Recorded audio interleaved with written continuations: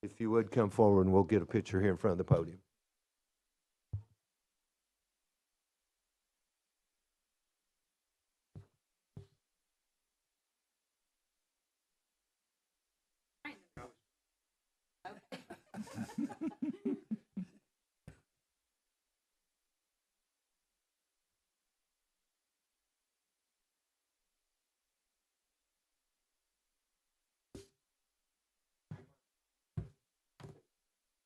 I don't have to use my stage voice. Exciting. Okay. Well, thank you so much for allowing me to speak to you today. October is National Arts and Humanities Month, and for the past 24 years, the Museum and Cultural Center at Five Points has served as the anchor for arts and humanities in our community. There is no better demonstration of the difference that cultural and arts businesses and activities make in a community than those changes that have occurred in our own downtown since the museum opened its doors in September of 1999. The opening of the museum signaled the beginning of downtown revitalization. At that time, there was no First Street Square. There was a lack of dining options. There was a lack of retail options. And unless you were an attorney or a business professional coming down to work, there was not really a good reason to come visit downtown, unless you were maybe going to Stamper's Furniture. The opening of the museum changed all of that. Suddenly, people had a reason to visit. Retailers and restaurants had a reason to want to locate downtown, and investors began to purchase property, renovate buildings, and create downtown living options. Fast forward to today, and we have a thriving downtown with a variety of retailers, restaurants, and professionals, and community events throughout the year. I think we can all agree that the museum has increased the vibrancy of our community and quality of life for its residents, along with aiding the economic development of the downtown community. Recently, Michelle Mummert with the Community Foundation of Cleveland and Bradley County led the initiative for Cleveland and Bradley County to participate in the AEP6 survey, which studied the economics and social impact of nonprofits, arts organizations, and the effect they have on their communities. During fiscal year 2022, from the 27 nonprofit arts organizations that participated in the survey, total expenditures from these organizations and audiences totaled $7,259,846 in Bradley County. A total of 130 jobs were related to these organizations and audiences, and local tax revenues of $147,065 were generated. Using a tool of the AEP6 website, I've been able to estimate the museum's piece of these results. Out of 27 participating organizations, the Museum and Cultural Center at Five Points produced 24% of all expenditures, which is 6.6 times the average, 26% of all of the FTE jobs, which is 7.7 times the average, and 30% of the local tax revenues generated, which is 8.3 times the average arts organization in our community.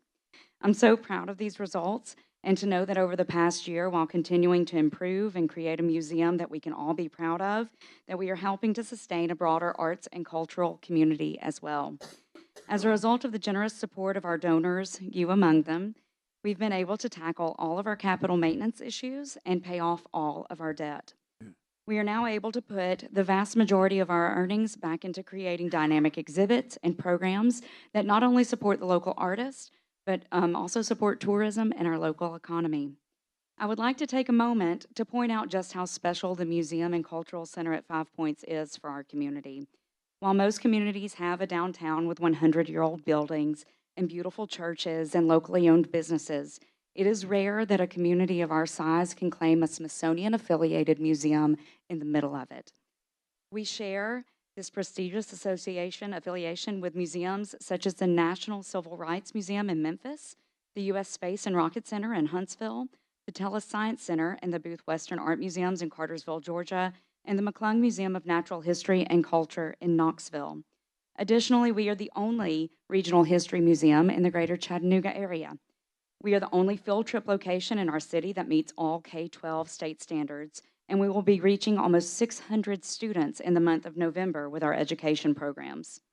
Lastly, we are the only established nonprofit arts and humanities institution in Cleveland and Bradley County that offers consistent programs and exhibits, many of which are free for our community. The Museum and Cultural Center at Five Points is arts and humanities under one roof. Coming up in November, we have an array of these programs, all in celebration of Native American Heritage Month. These include a fine arts exhibit that is on tour from the Mid-American Arts Alliance. We're very excited to have it. It's called Savages and Princesses, The Persistence of Native American Stereotypes. We'll have a panel discussion on opening night with the artist whose work is on display in the exhibit. I hope you'll come and join us for that. We have a lunch and learn with the TVA Senior Specialist of Archaeology discussing their 1,000 Eyes program, which kind of talks about, like, what do you do if you're gardening and you come across Native American artifacts in the ground? What do you do with those? Who do you tell? Or like somebody called me once at the museum and said, hey, I just found a war bonnet with real eagle feathers in my friend's attic, which you're not supposed to have, but it came with a certificate of authenticity, and what do we do with this? And my answer was, honestly, I don't know, but you need to get it back to the tribe that it belongs to. So this program discusses how to handle those situations. We have a history happy hour that's going to feature Taylor Young, who is a certified interpretive guide from Red Clay State Park, and she'll be talking about Cherokee Lifeways. And then this all ends on December 2nd when we will host the City of Cleveland's first ever intertribal powwow, the Whispering Giants Intertribal Powwow, which is in celebration of the Cherokee Chieftains' 50th anniversary. It's going to feature music, crafts, storytelling, dancing, and more. We're getting a great response on Facebook, and I expect to have a really large crowd. I hope to see you all around the museum as we continue to provide attractive and impactful programs for our community and beyond, and continue to be an anchor for our community to gather, learn, and grow via the humanities and arts. Thank you so much for your proclamation. Thank you for supporting the museum, and I hope to see you all very soon. I assume no one had any questions for Lucy? If not, thank you for coming and being here tonight. We appreciate it. I don't mind. I'm going to go take care of some babies. That's fine. Go ahead. You all have in front of you a resolution that I passed out previously. It's a resolution for an interlocal agreement on a non-contiguous annexation. I know that's something you'll want to think about a lot, so you've got 2 weeks, but I do respectfully ask someone to put it on the agenda on November the 6th, if you could. You want to go through 2 work sessions? Well, you can have one public one and one private one. I mean, either way, you're going to talk about it a lot over the next 2 weeks. Commissioner Slater, I think, will have it put on the. No one wants to put it on the agenda? Yeah, okay. Commissioner Slater. Thank you. I appreciate that. The only other thing I have, and I'm not being critical, Grant, I just want to point out something. He did a wonderful job a couple of weeks ago or a week or 10 days ago talking about the paramedic scholarships, the MT scholarships at Cleveland State. The article was really great, even had a picture of everyone. We appreciate people like the recipient of that one this year. We've got 2 more in it now next year. Bradley County contributes to that scholarship, by the way. But one thing, we've worked very hard on getting salaries increased. We haven't come to the commission, asked for a step plan. We haven't come to the commission, asked for more money, but we've got the salaries up. And the story referred to starting salary of a paramedic at $41,000, but I'm proud to say it's at $48,000. So maybe there'll be an opportunity to do another paramedic story in the near future and tell the world, if you're thinking about a career, come to work, get a free scholarship at Cleveland State, and come be a paramedic with Bradley County EMS, starting at $48,000. Okay? Just wanted to point that out. Thank you. That's all I have, Mr. Chairman. Thank you very much. Again, I want to remind everyone while you're speaking, please turn the mic on. I'd like to also welcome the Chamber of Commerce President Mike Griffith, the Director of Schools, Dr. Cash, Mr. and Mrs. Gleason, welcome, and Dan Rawls, welcome. We'll now start with the reports from the committees and our districts. On our right, Commissioner Beatty. Everything's doing pretty good in the first district. Thank you. Commissioner Hughes. Mr. Chairman, I have nothing to report this time. Commissioner Alford. You have anything, sir? Yes, second district's doing well. Mr. Blake and I was thinking about the thing we just voted or put on the agenda. Doesn't it have to go through 2 work sessions by our policies in the past? I'd have to check with the, I'm pretty sure it goes through 2 work sessions before we vote on one of those situations. we'll check and see if that's valid. If it is, we'll go through 2 work sessions. Well, we don't need to put it on the agenda if we're gonna not vote on something. Does anyone else have any knowledge about the 2 work sessions? He's correct. I voted against it that day because I didn't think we needed 2 work sessions, but it did pass. It is policy, but we can always suspend the rules. But No, we're not gonna be suspending the rules. I voted against it, but it is policy. But We will pull it off the agenda. It'll go through 2 work sessions. Okay, Thank you, sir. Other than that, second district's doing well. thank you, Commissioner Blake. thank you, Mr. Chairman. All's well on the 3rd. Finance Committee met on October the 17th to take up the opioid appropriations. We had some good interviews and talked to the organizations. It's on the next finance agendas to talk about the amounts and stuff like that. The other thing was as you well know, back in spring, this commission set a deadline for September 30th for the water for federal money, ARP money. That's obviously come and gone. And the Finance Committee will be making a formal recommendation to the full commission on November the 6th. So I would like to put that on the agenda for November the 6th, the recommendation from the Finance Committee on appropriations for the water fund from the ARP money. Done. Other than that, all's good. Thank you. Thank you. Commissioner Collins, please. Thank you, Mr. Chairman. Nothing, all is well on the 3rd. I do want to take an opportunity to spread flowers among the living. I've heard that quote before, and Dr. J is here. And I just want to express my appreciation to Dr. J, pastor at North Cleveland, and a tremendous shepherd to a mentor of mine, Mr. Ron Spangler. And Mr. Spangler passed away yesterday, a year ago, I believe. And I know, Pastor J, that you really were a tremendous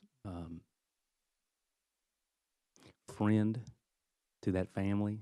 And I know that you still are, and shepherding North Cleveland. And I want to say I appreciate you and the love and the commitment that you have for your flock and how you lead and how you love. So thank you, Pastor Jay. That's all. Thank you very much, Commissioner Winters. Let me piggyback on your comments. I happened to be in that funeral with you and saw your care and love for your sheep, and particularly Ron and the family. And you left him at the altar all night before, just before the funeral. And it was just beautiful the way you handled that. And as already been said, you're a great pastor. We're fortunate to have great people in this community. Ron was a super one. Thank you, Mr. Chairman. Thank you very much. Can I just say Yes, one other thing? please. I'm on the Finance Committee. I was able to sit where the chairman, as you handled so well, 6 tremendous community servants as they shared all of the work that's done to attack the opioid problem in our community. So there are 6 that all were very well prepared, presented their case of how they should get a certain amount of money. It'll be our challenge to take a limited amount of money to give to those, recommend to you all to give to those. But as I left that meeting, I thought what a great community we have that can have those 6. And the banner did a great job of going through all of those, giving the pictures of those individuals, many of them as they presented. So we're fortunate to have warriors in that challenge in this community out there on a daily basis, needing funds, as all are needing. Most all are nonprofits. So as you look at the banner as they presented those names, you see those people in this community. Tell them you appreciate what they do. All those different groups. I won't call one out over all 6, but it was a great meeting to just see the microcosm of how great this community is at meeting needs, and they did a great job. Thank you. Commissioner Gilbert, please. Yes, I was at Parkview Elementary today, and with Dr. Cash and Denny Collins, Josh Taylor, and man, them teachers out there, they are some fine teachers. They do a wonderful job. And after it was over, me and Josh, we walked down the hallways and was going to each different classroom. And just each classroom was totally different. it spoke of each teacher, how she handled her kids and the way she had decorated her rooms. And the school out there is absolutely amazing. It was clean, it was beautiful, and everybody out there was so friendly. So if y'all ever get a chance to go to Parkview, go out there and check it out. It is an amazing school. Thanks. I have nothing else. Thank you very much. I would encourage the commissioners to visit all the schools in their district at the very minimum if you have an opportunity. Commissioner Thompson. Got one question. We got any more money in the bucket for water?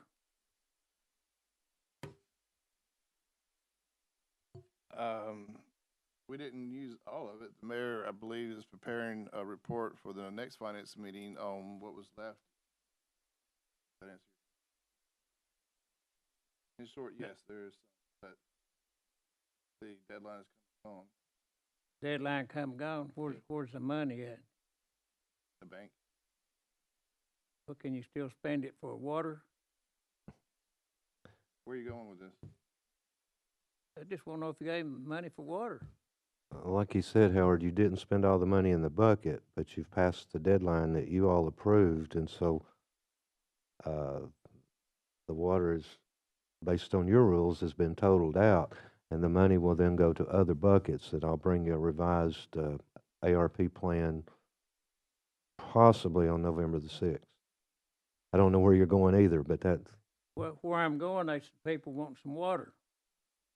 That's usually what we're going for, so. But they chose not to meet the deadline that you all imposed. Well, it's an extension of water line that needs to get to a certain area, and of course, and that provided by Ocoee Utility, and I'm sure that they probably don't have that type of money to run the water line because it pertains to what, 6 chicken houses, I believe it is. So, and if some other residents, and if I may, so- Mr. Chairman, Please. Commissioner Thompson, it's the commission's prerogative. They want to do something different. We're just going by the rules and what was set. But remember, we suspended water projects with HCI. We've been doing those for years and been very successful with that, I think. Obviously not the same amount of money, but and the residents participated, so there's tiny little differences. But the HCI water projects will come back online now, and they can apply for that next go-around as well. So we're basically transitioning back to the HCI money that's set aside each year. So we will continue to do water projects, obviously not the amount that we did with ARP money, but I would encourage them to apply for HCI money. okay. I'll have them to do that. Yeah, I mean, Okay. Mayor, isn't that your understanding that we're going back to the HCI method in the next go-around? So Okay. we just didn't want to do them at the same time because why do HCI if we're going to do ARPA? Okay. Now that federal money's kind of over with, going back to HCI. Thank you. Okay. What happens to that money now?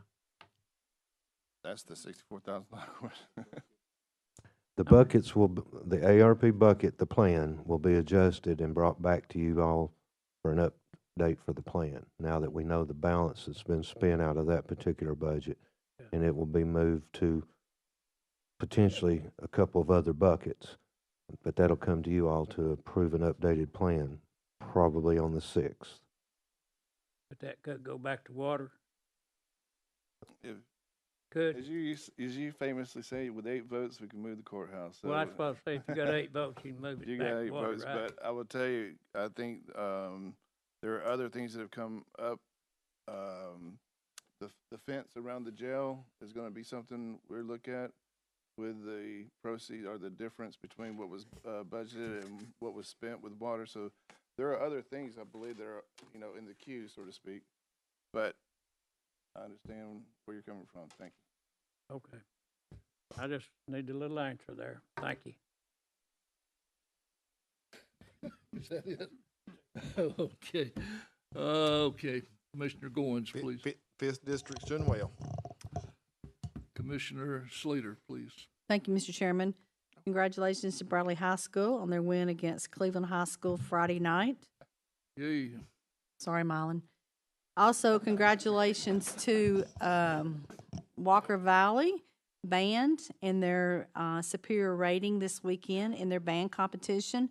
They placed first place for guard, first place for overall, and second place for percussion. And then best of luck to the Walker Valley soccer team that is state bound this week. I believe they play on Wednesday at 6:30 against Chattanooga Christian. And then I'd like to thank Woodman Life and State Representative Dan Howe for their donation to Bradley County Fire and Rescue. Several of us had the opportunity to attend a breakfast on Saturday where the Bradley County Fire and Rescue was gifted a large American flag that will be used to honor and remember our heroes and funerals at other special events. This beautiful symbol of our nation's unity will serve as a powerful reminder of the sacrifices made by our brave first responders.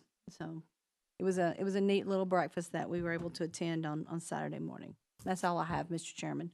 Thank you very much. Commissioner Mason, please. Thank you, Chairman. I have nothing tonight. Thank you. Commissioner Ledford. Thank you, Mr. Chairman. First of all, I'd like to echo that with Cindy there. I was also there, and I've acquainted with W.W. Johnson and Joyce, so that was great for that dedication to that flag. But number one priority for me is not to forget my wife's birthday was Thursday. She was the amazing 59 years old, and she's catching up with me. And the only other thing I have is congratulations to the Cleveland High School Girls Volleyball State Championship. And that's all I have, Mr. Chairman. Thank you. Thank you very much. Commissioner Rogers, please. Thank you, Mr. Chairman. I, too, was going to wish Cleveland High School on their state championship, second in a row, back-to-back state champions in volleyball, which is a huge success for them. And Miss Lucy is gone, but I did want to mention and thank the mayor for reminding me. I think it starts this week, Beauty and the Beast, being that it is Arts Month, Beauty at the Beast at Bradley Central High School. You can get tickets at the door. They have shows all throughout the weekend, all the way into November as well. So if you would like to attend a really great performance, you can visit a great drama club at Bradley Central. That's all I have, Mr. Chairman. We are reaching the point in Bradley County and Cleveland. If you're going to do sports, you got to walk right through this county. And Absolutely. We're really moving ahead. On the agenda items, agenda item A, Commissioner Mike Hughes, please. Mr. Chairman, my eyes aren't as good as they used to, and I'm reading this from the phone. So, yeah.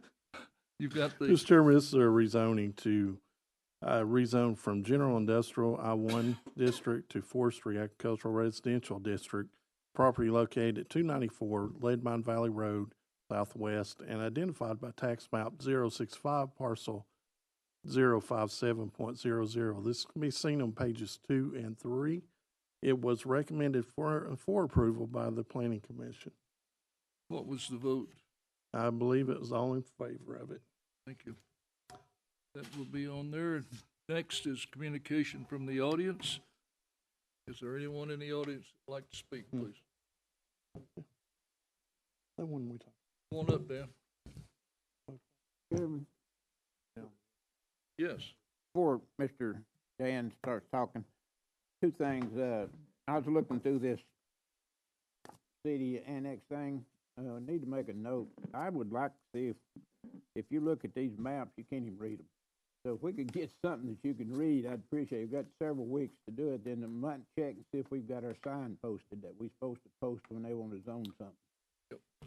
I don't think the sign has been posted. Lori will be back Wednesday, and we'll get that taken care of. I appreciate it. Thank you. Mr. Chairman. Yes. Also, when we were looking at this, I was looking to see if they had an idea of what they were planning on being put on the property. They have a tax rate on there, but no, I mean, as you know as well as I do, when you go on the planning commission, normally you have a suggestion or an idea of what's going to be put on the property before zoning. I would love to know what they suspect is going to be placed on this property. It's the property that I think it is at the corner of your Eureka and Georgetown. You could put anything commercial there. That's a heck of a location. Anything, we can try to get it. Thank you. Okay, Dan, your show, sir. It's good seeing you all again. I'm just here on a little bit of a follow-up. Some of the questioning of the election commission that's been going on for quite a period of time. And the problem appears, once again, as I've mentioned before, that there's a lack of integrity and a lack of accountability in that office. We met with 2 of our 3 state legislators, and I realize that you guys don't have any direct, supervisory position over that office, but we presented the legislators with a considerable amount of information, written information and also video information. And so maybe possibly you could contact them, because we seem to have got into this like stall mode, like all of a sudden, oh my gosh, we're getting into the time of year where there's nothing but, holidays and stuff. So the problem being is this is put off until they start in session, and we're talking about sometime in May. I think that they've had the information for over 5 weeks, and I know it's busy. Your kids play football and all those important things that go on, rather than the problems that we have in an office right across the street here. But I think that there should be some level of priority given to these type of situations, especially when, there's no accountability to the taxpayer, but you keep taking their money and you don't even show up for work. What kind of garbage is that? It's been over and over and over again. And like I said, I realize you don't have any direct supervision over that office, but you could call these legislators and say, why are we not moving forward? Because my understanding is that maybe the election commission, they seem to insinuate that they don't even know that any of this has gone on, even though it's been in the paper and stuff. So I don't know, but I think that this meeting that we've requested, that's the minimum that should be done, because the only oversight to these things are through the legislators. And part of our conversation, there was a text that was sent by one of the legislators, said that the state office much earlier this year had talked to the director over here, the administrator, and that they had addressed this issue, so the state knows. And so, one would think that would cause, some level of accountability. But apparently it doesn't. Because on the dates, I actually did it 6 days this time. From May 6th, a Friday, to the next Friday, which is actually 6 days, which was the 13th. In that 6-day period, a $100,000 employee worked 9.5 hours. 9.5 hours. So I know football's important and holidays are important and Halloween's important, but I really think that the lack of accountability in this office is much more important than Halloween or football or any of that stuff.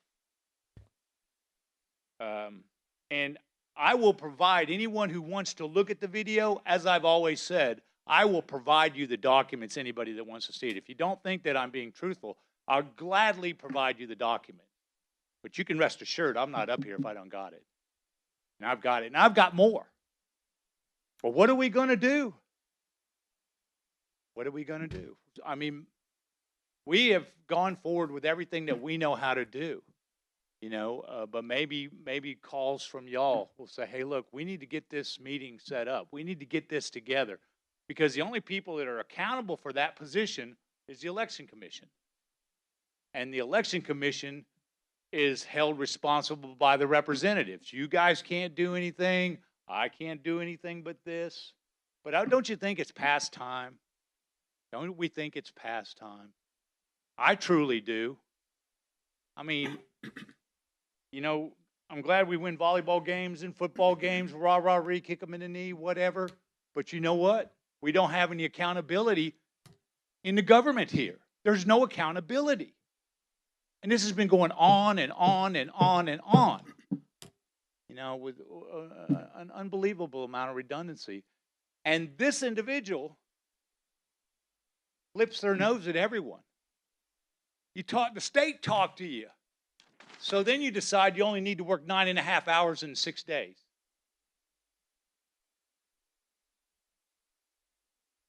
I got more. Thanks, guys. Hey, Dan. Mr. Chairman, I got one question Sure. for you. Who is she appointed by, Dan? Okay. What happens is that she is appointed by the state legislator. Her oversight is through the members of the election commission. So they are the ones that have oversight over her. What I think the biggest problem is they think they're on the same team. And in reality, they shouldn't be on the same team. It should be a supervisory employee type of relationship. But when you think you're all on the same team, you ain't supervising a whole lot. And this has been going on, man. And I you know, this is just this year. How long has it been going on before that? How much taxpayer money's been taken for nothing in return? You know, I mean, anyway. Dan, my understanding is that the 5 election commissioners are appointed by the state representatives, and those 5 appoint the administrator. And so they're accountable to her. Our state legislator can remove them if they don't act on the information and put somebody in that position that will act and will be a supervisor. So it's basically on that 5-member election commission that has authority to remove her if they wanted to, correct? Correct. Okay. That's all I have. Thank you. Thank you. Dan, we're going to move this over to the legislative committee chaired by Commissioner Winters. We've gone through this before about a year ago on the budget, so we'll pick up and try to move something. I don't know what, but we'll try. Okay, I appreciate it. Thank you. Is there anyone else that would like to speak before the commission? Thank you. Announcements, next meeting, voting session Monday, November the 6th at 7 p.m. here at the courthouse. Upcoming events, Spirits, Legends, and Lore tomorrow at 6:30 at the courthouse square. And we are adjourned.